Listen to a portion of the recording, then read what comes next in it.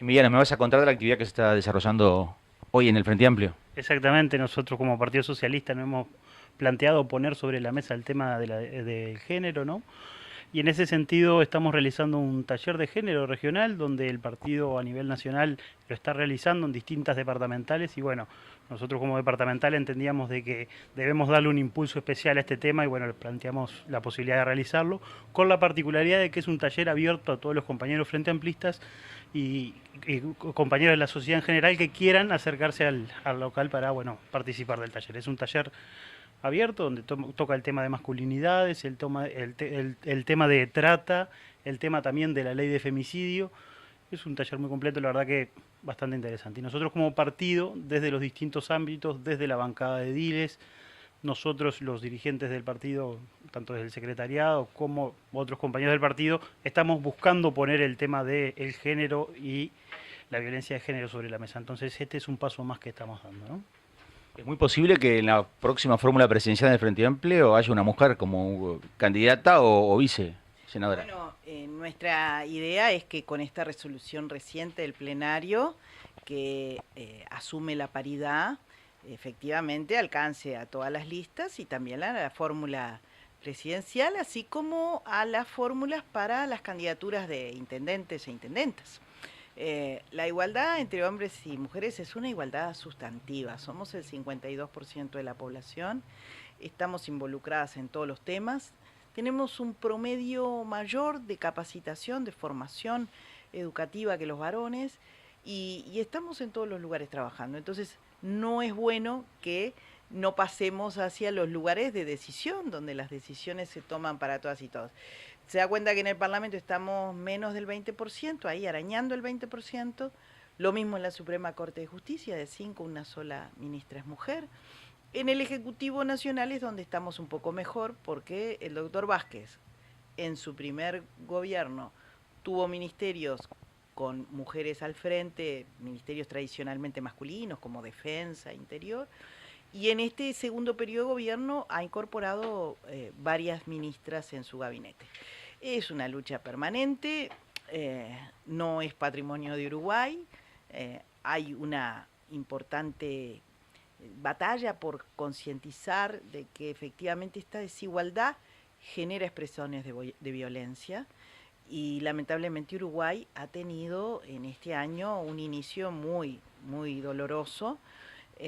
La ley integral pretendemos sea suficientemente eh, sólida como para que el Estado garantice y no se den estas situaciones en las que muchas veces la mujer ha denunciado, ha tomado fuerzas para salirse de esa sumisión, muchas veces por sus hijos más que por la propia autoestima, y luego el Estado falla en alguno de esos eslabones.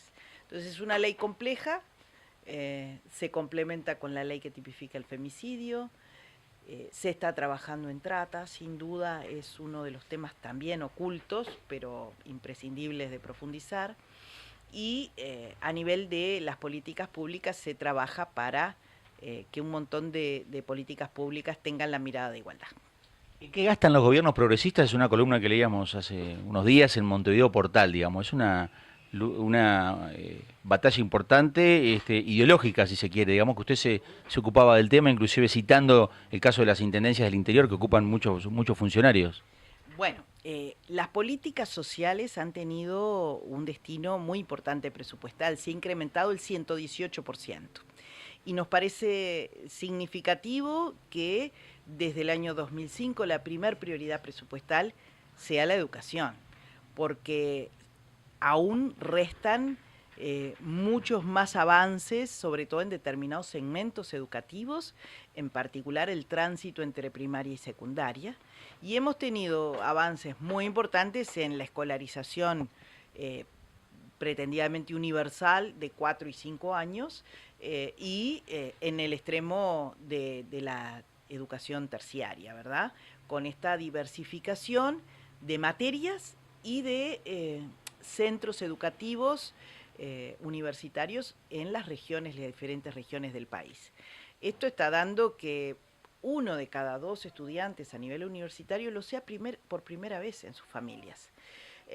Los talentos están en todos lados. Lo que se necesita es poder acercar las posibilidades a que las personas efectivamente puedan acceder, en este caso, a educación especializada, educación terciaria, porque el destino de la producción de Uruguay tiene que ser un destino basado en la calidad, en el valor agregado, en la inteligencia. Y esa diversificación es un proceso, lo tenemos que seguir transformando para que, bueno, el desarrollo en este país sea sostenido y sea más. Una reciente encuesta lo da al Partido Nacional con un punto por encima del Frente Amplio. ¿Qué lectura hace al respecto? Sí, una cosa, primero las encuestas nunca nos dan bien a nosotros, ¿no? No obstante ello, hemos ganado en las últimas 3 elecciones. En Montevideo hay un cuarto de siglo de ciclo progresista. No quiere decir que esto no nos llame a la atención y a ver cuáles son las causas por las que un país que nunca tuvo el ciclo sostenido de crecimiento como lo ha tenido en este tiempo, y que no es viento de cola, es el aprovechamiento de circunstancias que efectivamente se dieron en parte de ese ciclo positivas, pero con una sostenibilidad. A ver, un solo ejemplo. Para definir cuánto iba a crecer Uruguay, antes se hacía el promedio de Argentina y Brasil. Hace ya unos años Uruguay se desacopla de esa realidad, que hoy nos tendría otro año en decrecimiento, en crecimiento negativo, como ha sido hasta del 4,8 en Brasil y de un 3,5 en Argentina. Entonces, es un esfuerzo porque nuestro país es muy pequeño, es tomador de precios, no tiene una potencialidad propia, sino que se inserta en cadenas de valor, debe hacerlo mucho más, pero efectivamente hay allí una posibilidad de seguir creciendo y eso se basa en diversificación de mercados, en diversificación de nuestros productos y en la necesidad de seguir adquiriendo capacidades propias. A nivel latinoamericano hay una ofensiva importante contra los gobiernos progresistas y los medios de comunicación juegan un papel importante. ¿Cómo está viviendo esa situación con lo que pasa en Venezuela, en Brasil, en Argentina inclusive? Mire, con la preocupación porque efectivamente después de los juicios que los grandes medios de comunicación hacen, el acusado tiene que salir a defenderse y eso muchas veces es imposible de hacer porque el dominio de determinados medios de comunicación sobre la realidad informativa es absoluto. Los medios alternativos no alcanzan a desconfigurar esas ideas que los grandes medios cristalizan. Por tanto, la cercanía del trabajo político es imprescindible. Nadie va a competir con la forma en que un informativo, por ejemplo, reitera durante semanas y semanas un hecho delictivo, hiriendo la sensibilidad. Pero uno termina naturalizando y asumiendo que eso lo va a tener que ver, ¿no? Y está en su casa o está en un bar tomando algo y la televisión sigue repitiendo la misma imagen, dolorosas imágenes. Sin duda, no se repite una imagen que no sea impactante. Siempre se repite algo que tiene un fuerte mensaje.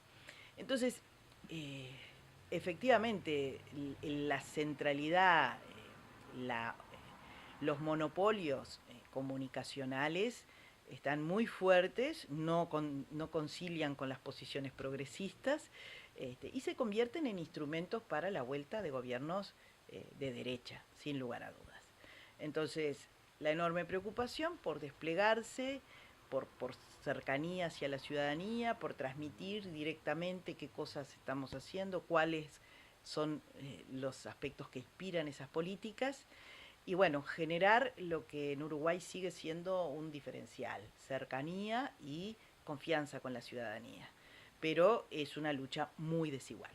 Se hace una apuesta muy fuerte en la corrupción, como el caso de ahora de Brasil, de Argentina también con la expresidenta, ¿no? Sin duda. Que va a ser candidata. No podemos, y los socialistas lo decimos siempre, generar ningún espacio de provocación de ese tipo de ofensiva.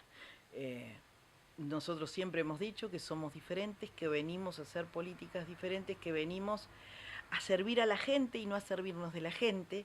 Estas son no solo frases, son conceptos ideológicos, son comportamientos de vida. Yo quiero decir, es un sanducero de origen, un senador y ex secretario general, hoy fallecido, y ex ministro, Reinaldo Gargano, inauguró en el Senado de la República la devolución de aquellos viáticos que no se usan, porque los viáticos sobren, a veces sí, y otras veces casi que no alcanzan.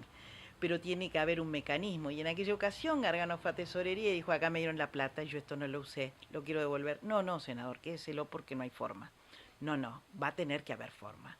Y a partir de ahí, sistemáticamente, y cuando nos tocó la responsabilidad, que fuimos mayoría parlamentaria, de administrar el Poder Legislativo, se instauraron mecanismos de rendición de cuentas. Se dice, bueno, en el 2010 se suspendieron. A ver, yo creo que estos mecanismos, por eso soy partidaria de no regularlos por ley, sino de manera administrativa, y aclarando que eso no supone menor dureza, sino que no tiene la rigidez de la ley.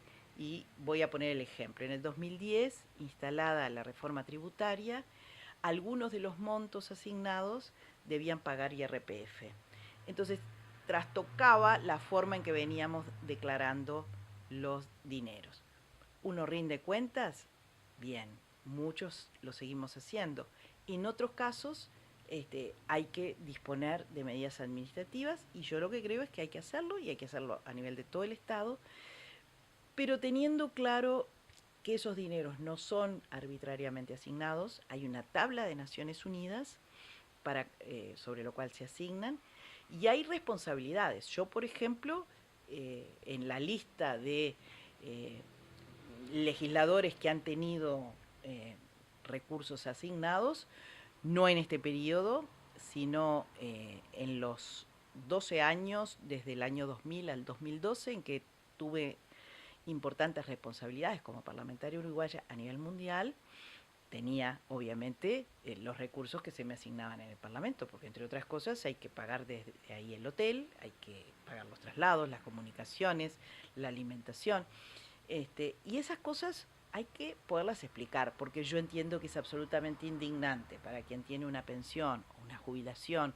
o un sueldo muy bajo, el ver esas cifras que resultan extraordinarias, porque a ver, uno puede decir acá está más o menos caro, pero sin duda que para quien cobra en pesos ir a pagar en Nueva York, donde hay muchos organismos, en particular Naciones Unidas, o en Ginebra, el otro centro mundial, son cifras que no tienen nada que ver con nuestra vida cotidiana, ¿verdad? Entonces hay que poderle explicar a los ciudadanos que este pequeño país de 3.400.000 habitantes ha llevado adelante responsabilidades muy importantes. Bueno, como a nivel del Ejecutivo hoy tenemos en el Consejo de Seguridad, ¿verdad? Después de 70 años que el país no había estado allí y hemos tenido la presidencia ya en 2 oportunidades. En mi caso me tocó presidir el Comité Mundial de Mujeres Parlamentarias, responsabilidad que se alternaba solo entre los países nórdicos y Canadá, ningún otro continente accedía a la misma, nosotros fuimos en este caso la primera vez que el continente latinoamericano tuvo una representación, y hoy una colega, Ivone Pasada, es una de las postuladas para presidir el conjunto de la Unión Interparlamentaria, que es como el equivalente de Naciones Unidas, pero de los parlamentos. Uruguay va siempre con una delegación unitaria, en donde oficialismo y oposición, siempre nos presentamos como una única delegación, una delegación país, que lleva adelante los postulados que a todos nos reúnen. ¿Tiene alguna cercanía y en ese sentido alguna opinión sobre las intendencias del Frente Amplio, tanto en Paysandú como en Salto? Han cumplido 2 años, se recuperaron, ¿no? Luego de haber estado en 2 periodos anteriores.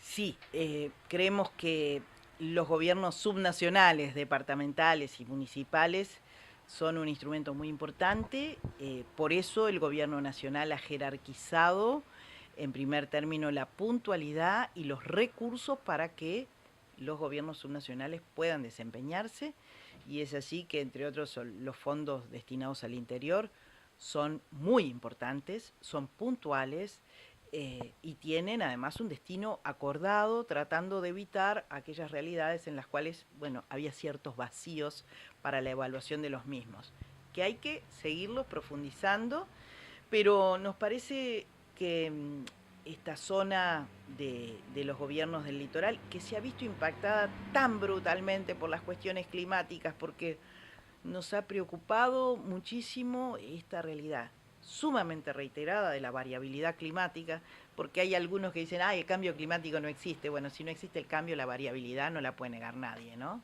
Y que ha tenido las consecuencias tan negativas también de recursos que se requieren para mitigar todas esas realidades. Entonces, se han visto enfrentadas a situaciones complejas y ojalá podamos culminar el periodo teniendo claro que la descentralización es un hecho que se construye cotidianamente, no con la elección cada 5 años, y que requiere de los 3 niveles de gobierno una interacción para definir competencias, pero también para generar sinergias.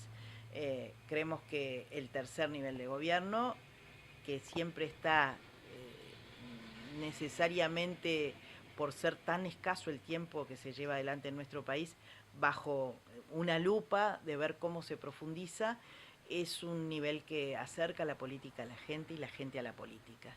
Y hay mucho más para hacer, no solo porque no está todo el territorio uruguayo municipalizado, sino porque, bueno, hay que profundizar prácticas, hay que poder socializar más la realidad de un municipio del interior profundo con relación a un municipio de Montevideo. Tienen características bien diferenciadas y por tanto tratamientos también diferenciados. Y lo que hay que ver es de qué mejor forma reflejan los intereses de los ciudadanos, ¿no? Muchas gracias, buena estadía en Paysandú. Gracias.